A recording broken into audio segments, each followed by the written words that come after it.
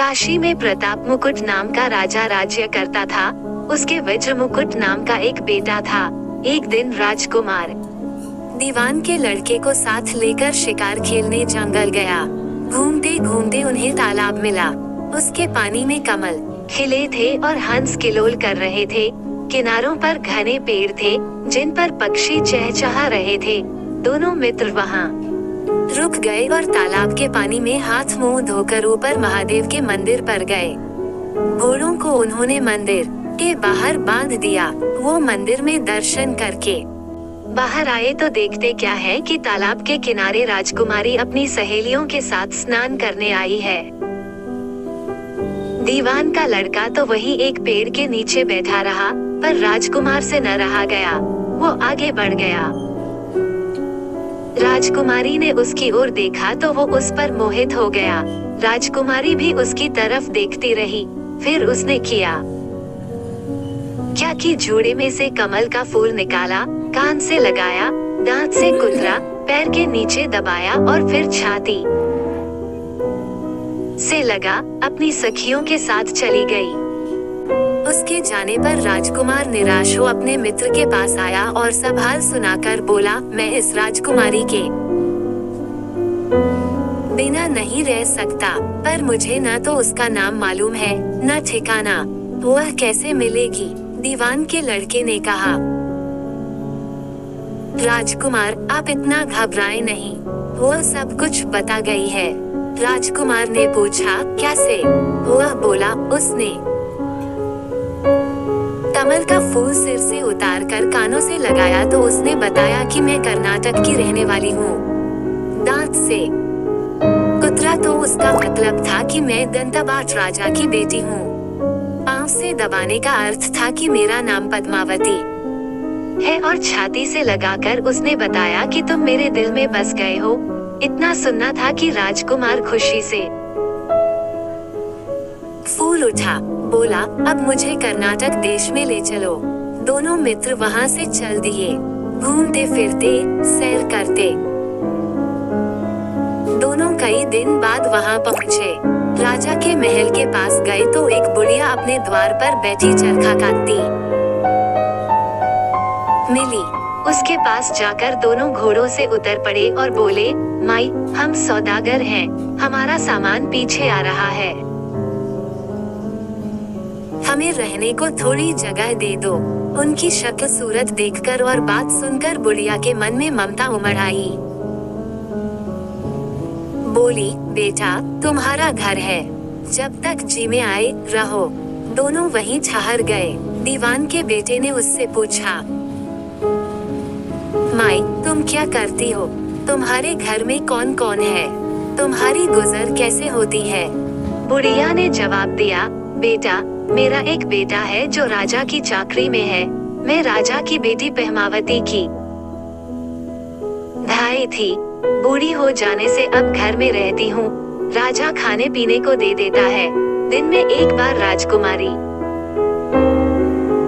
को देखने महल में जाती हूँ। राजकुमार ने बुढ़िया को कुछ धन दिया और कहा, माई, कल तुम वहाँ जाओ तो राजकुमारी से कह देना कि जेठ सुदी पंचमी को तुम्हें तालाब पर जो राजकुमार मिला था वह आ गया है। अगले दिन जब बुढ़िया राजमहल गई तो उसने राजकुमार का संदेशा उसे दे दिया। सुनते ही राजकुमारी ने गुस्सा होकर हाथों में चंदन लगाकर उसके गाल पर तमाचा मारा और कहा, मेरे घर से निकल जा। बुढ़िया ने घर आकर सब हाल राजकुमार को कह सुनाया। राजकुमार हक्का बक्का रह गया। तब उसके मित्र ने कहा, राजकुमार, आप घबराएं नहीं, उसकी बातों को समझें। उसने देसों उंगलियां सफेद चंदन में मारी। इससे उसका मतलब यह है कि अभी 10 रोज चांदनी के हैं। उनके बीतने में मिलूंगी। 10 दिन के बाद बुढ़िया ने फिर राजकुमारी को खबर दी तो इस बार उसने केसर के रंग में 3 उंगलियां डुबोकर उसके मुंह पर मारी और कहा, भाग यहाँ से। बुढ़िया ने आकर सारी बात सुना दी। राजकुमार शोक से व्याकुल हो गया। दीवान के लड़के ने समझाया, इसमें हैरान होने की क्या बात है। उसने कहा है कि मुझे मासिक धर्म हो रहा है। 3 दिन और ठहरो। 3 दिन बीतने पर बुढ़िया फिर वहां पहुंची। इस बार राजकुमारी ने उसे फटकार कर पश्चिम की खिड़की से बाहर निकाल दिया। उसने आकर राजकुमार को बता दिया।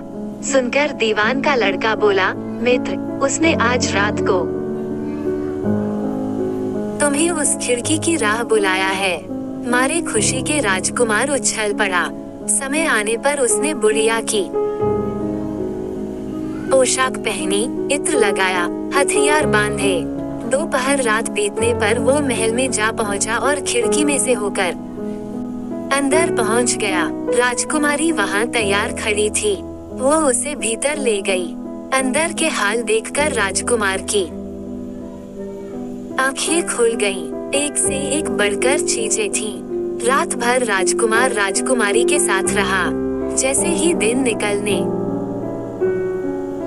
को आया कि राजकुमारी ने राजकुमार को छिपा दिया और रात होने पर फिर बाहर निकाल लिया। इस तरह कई दिन बीत गए। अचानक एक दिन राजकुमार को अपने मित्र की याद आई।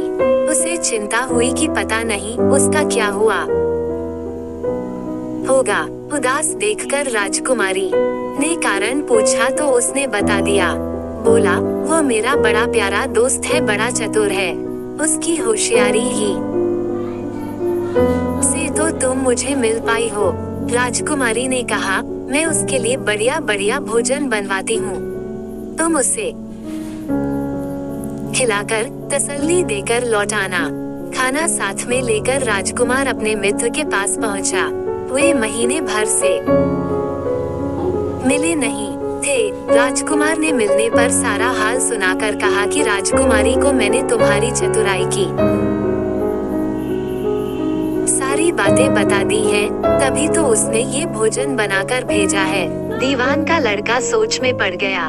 उसने कहा, ये तुमने अच्छा नहीं किया। राजकुमारी समझ गई कि जब तक मैं हूँ, वो तुम्हें अपने बस में नहीं रख सकती।